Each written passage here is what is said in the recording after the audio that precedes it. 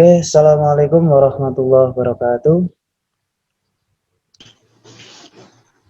Waalaikumsalam warahmatullahi wabarakatuh. Ya, selamat pagi anak-anak. Sehat hari ini, nggih? Alhamdulillah. Oke, sebelum memulai pelajaran pada hari ini, kita awali dengan berdoa terlebih dahulu. Monggo untuk Mas Abdallah Dwi Saputra untuk memimpin doa. Halo, Ya, silakan. untuk memulai pelajaran hari ini, kita berdoa menurut kepercayaan menurut agama dan kepercayaan masing-masing. Berdoa mulai.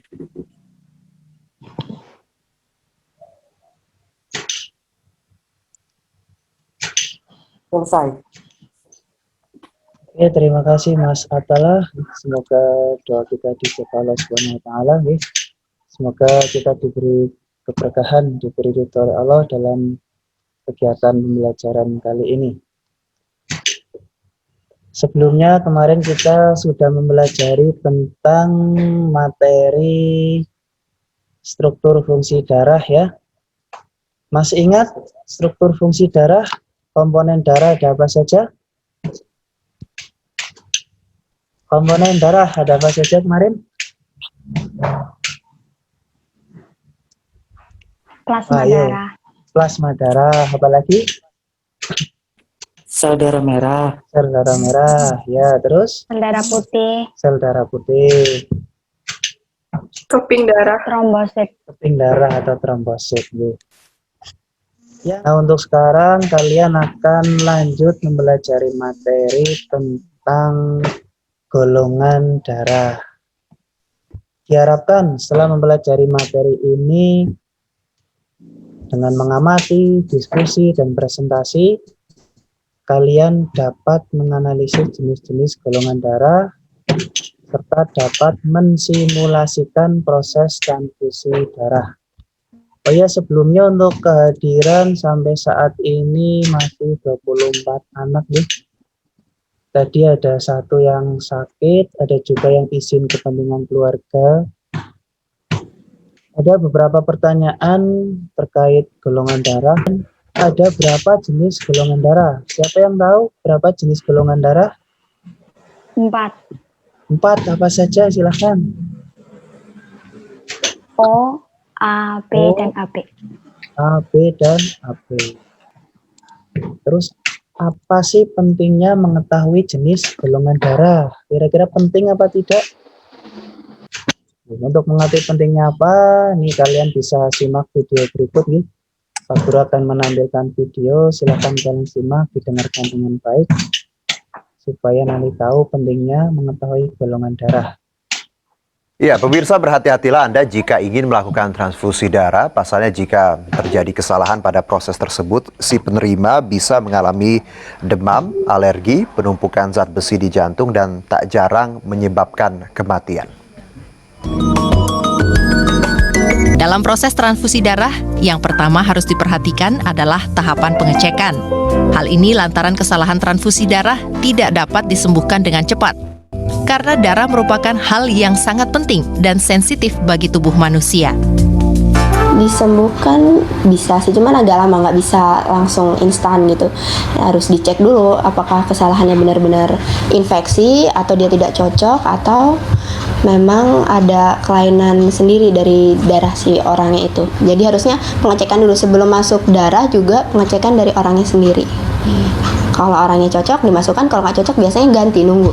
Atau terkadang sudah terburu-buru harus memasukkan segera darahnya, jadi langsung masuk aja. Harusnya dicek dulu. Ya, bagi Anda yang ingin memberikan transfusi darah atau menerima transfusi darah, pastikan ada kesamaan dalam golongan darah. Jika ada kesamaan golongan darah, cek kembali apakah darah yang akan diberikan ke dalam tubuh Anda benar-benar dalam keadaan sehat. Adinda Ratih, Andri Setiawan, MNC Media, Jakarta.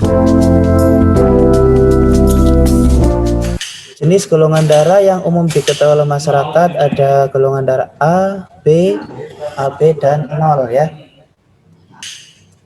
Nah, sistem penggolongan darah ini didasarkan pada ada tidaknya antigen pada permukaan sel darah merah. Sampai di sini ada yang mau ditanyakan, monggo? Belum ada Pak, terima kasih. Oke, kalau belum ada kegiatan selanjutnya untuk kalian, mempelajari materi. Terus setelah mempelajari materi, silahkan kerjakan LKPD.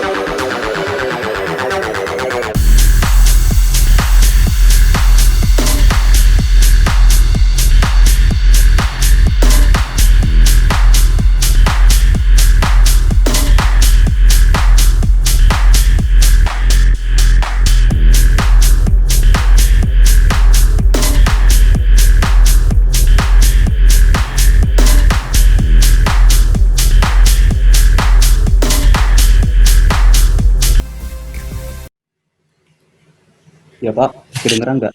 Ya, B resusnya min, yang S AB resusnya plus, yang T AB juga tapi resusnya min, yang U O resusnya A, yang nomor 8 V sistem ABO-nya O resusnya min. Seperti itu Pak. ya, terima kasih Mas Asril. Dari yang lain ada yang mau menambahkan, silahkan. Di jawaban Mas Asril Sama, sudah Pak. luar biasa. Mengapa pada tabel golongan darah O tidak ada reaksi penggumpalan? Silahkan, siapa yang mau menjawab? Mengapa pada tipe golongan darah O ketika dites dengan aglutinin A dan B tidak ada reaksi penggumpalan? Karena golongan darah O tidak memiliki aglutinogen yang dapat menyebabkan penggumpalan. Sehingga apabila golongan darah O direaksikan dengan serum anti B, anti A, anti B, dan anti AB, maka tidak akan ada penggumpalan. Seperti itu Pak. Ya, terima kasih Mbak Syifa. Jawaban yang luar biasa. Dari yang lain ada yang berbeda atau mau menanggapi? Pak, kok saya gini gitu misalnya, silahkan. Mengapa, kedengaran nggak Pak? Iya, Mas.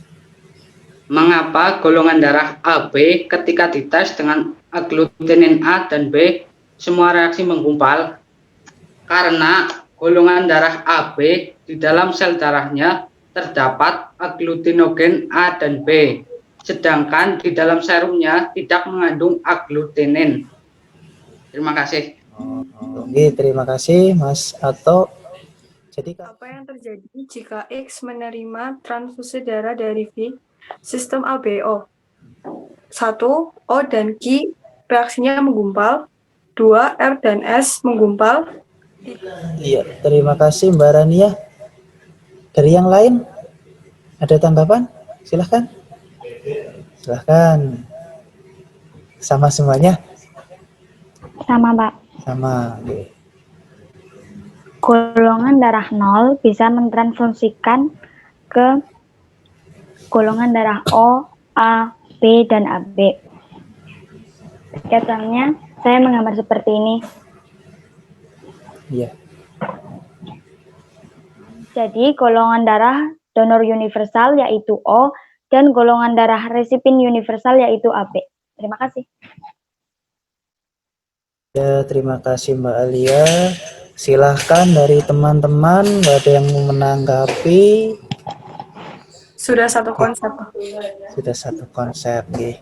Karena pada golongan darah O, pada eritrositnya tidak terdapat antigen, baik antigen A maupun antigen B. Jadi golongan darah 0 atau O ini tidak memiliki antigen, tidak memiliki aglutinogen di dalam sel darah merahnya.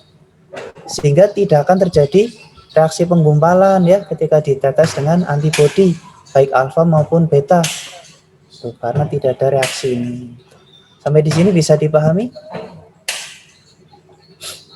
ibaratnya karena tidak ada yang mau ditangkap gitu ya.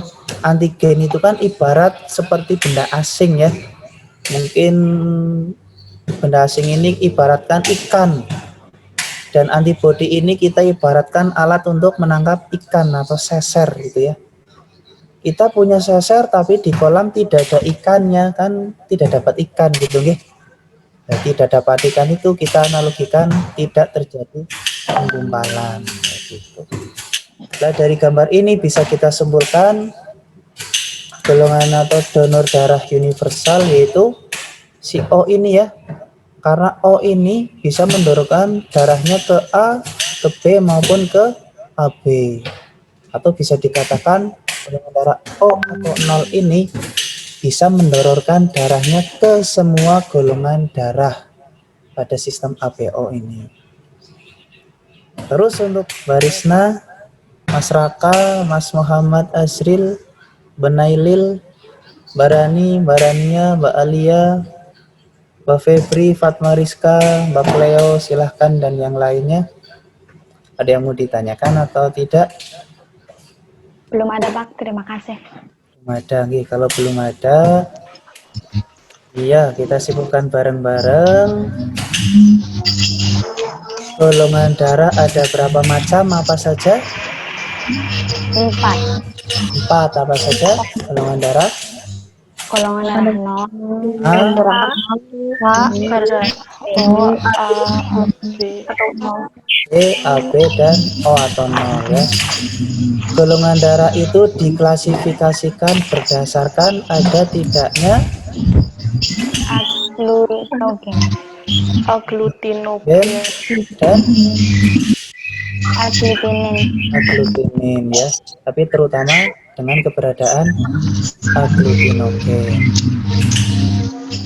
Refleksinya kita mendonor kita mengecek golongan darah kita apa, maunya sih ke depannya semoga baik-baik saja, tetapi bila kita di depannya kekurangan darah atau terjadi pendarahan besar kekurangan darah kan jadinya sudah tahu golongan darah apa yang diperlukan.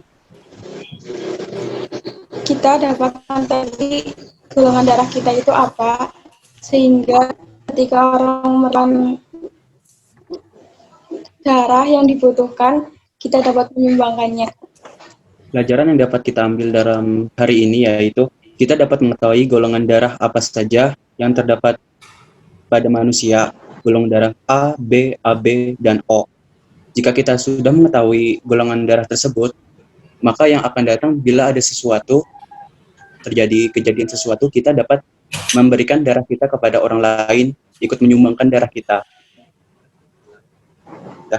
Terima kasih. Terima kasih nggih, luar biasa semuanya. Tepuk tangan untuk semuanya. Iya, tepuk tangannya hamba saja ya. Oke, terima kasih telah mengikuti kegiatan pembelajaran pada hari ini. Semoga memberikan manfaat untuk kita semua nih. Nanti kalau sudah memenuhi syarat nih, silakan kalian mencoba untuk melakukan donor darah nih. Karena manfaatnya luar biasa. Selain manfaat untuk kesehatan, juga manfaat secara sosial ya, kita bisa membantu sesama yang sedang mungkin sakit dan sebagainya itu ya. Oke, terima kasih untuk kegiatan selanjutnya ya. Pertemuan berikutnya nanti kita akan mempelajari tentang sistem peredaran darah khusus ke proses peredaran darah di tubuh kita. Nanti ada peredaran darah besar, peredaran darah kecil ya, atau peredaran darah pulmonalis dan peredaran darah sistemik. Ya, tetap jaga kesehatan ya, jaga kesehatan, makan makanan yang bergizi. Kalau bepergian karena ini masih pandemi ya, kita ikuti anjuran dari pemerintah, kita terapkan protokol kesehatan. Apa itu protokol? Sekian, terima kasih. Assalamualaikum warahmatullahi wabarakatuh. Waalaikumsalam warahmatullahi wabarakatuh. Jangan lupa foto kalian.